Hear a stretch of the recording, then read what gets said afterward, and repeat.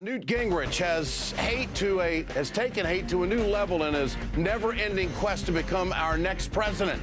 The morally corrupt former speaker is so bad for this country that a man of the cloth is here to expose his sins. The Reverend Barry Lynn is up next. And guess what? It turns out the psychopastor in the drugstore, believe it or not, heck, they go all the way back to high school. It's got me convinced something's in the water down there in Missouri. That's more on that in the playbook. All that plus, I got to tell you what I think that there are a number of people who are letting this president down in a big way. It will be pretty. I'm going to say it. Somebody's got to say it. You're watching The Ed Show on MSNBC. Stay with us. Welcome back to The Ed Show, and thanks for watching tonight. Newt Gingrich just keeps stirring the pot of Islamophobia in this country. He kicked things off by comparing the Islamic Community Center near Ground Zero to a Nazi sign next to the Holocaust Museum. And he's still ramping up the inflammatory rhetoric. Today, he compared the New York imam affiliated with the community center to the pastor in Florida who wants to burn Qurans. It's wrong to burn the Quran, and it's wrong to build the mosque at Ground Zero, and both should be stopped. I'm glad to see that the pastor took a big step back.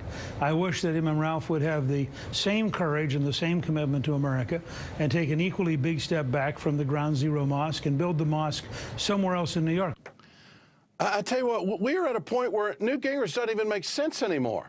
For him to parallel those two is absolutely outlandish. Gingrich has clearly defined himself, in my opinion, as nothing more than a hate merchant, but he's still in a position to be a serious contender for the Republican presidential nomination. Bring it on, Newt.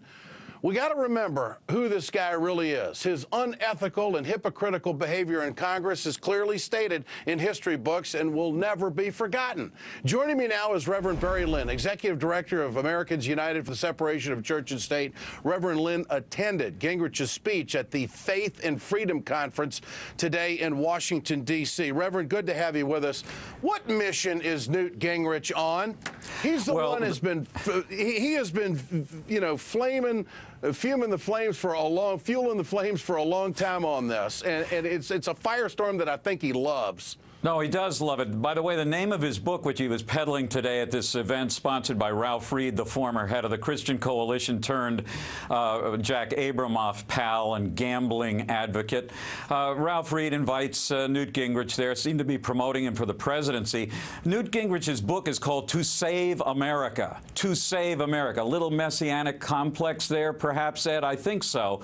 What he's done is he recycles all of his bad ideas from when he was Speaker of the House, and now overlays it with a lot of phony history, phony constitutional law, and giving people the impression that if you are not a born-again fundamentalist Christian who wants your Christian worldview to be reflected in government, you're pretty much a second-class citizen. He continues to get the biggest applause today whenever he talked about so-called radical Islam, forgetting apparently that the biggest danger to this country from fundamentalists right now in terms of taking over our government from fundamentalist Christians who want to tell people how to live their lives literally from the moment of conception until the moment of death.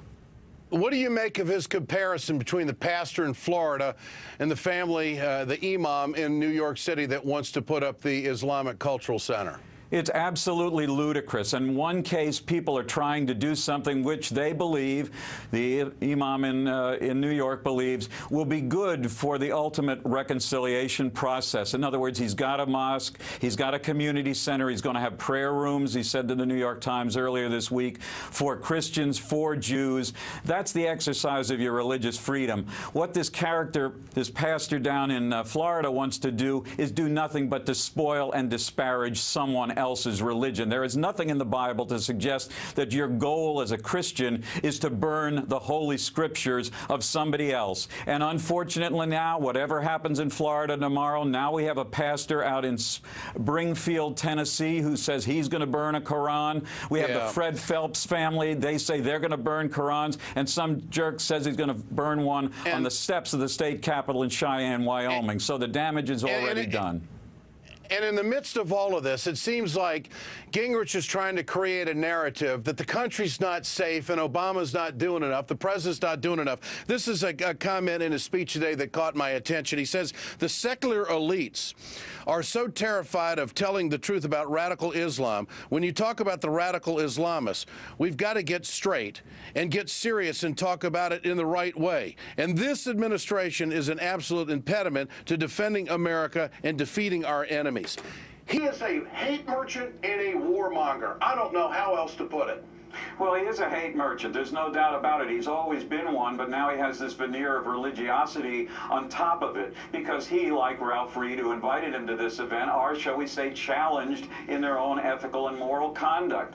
The truth is, Newt Gingrich lit the matches, the early matches that caused this anti-Islamic sentiment to occur in the country, and now he and all the speakers at this conference say, oh, well, there's no Islamophobia in this country. That's just a creation of the liberal news media like NBC. Yeah. Barry Lynn, great to have you with us tonight. Thank you, Reverend. Appreciate your time.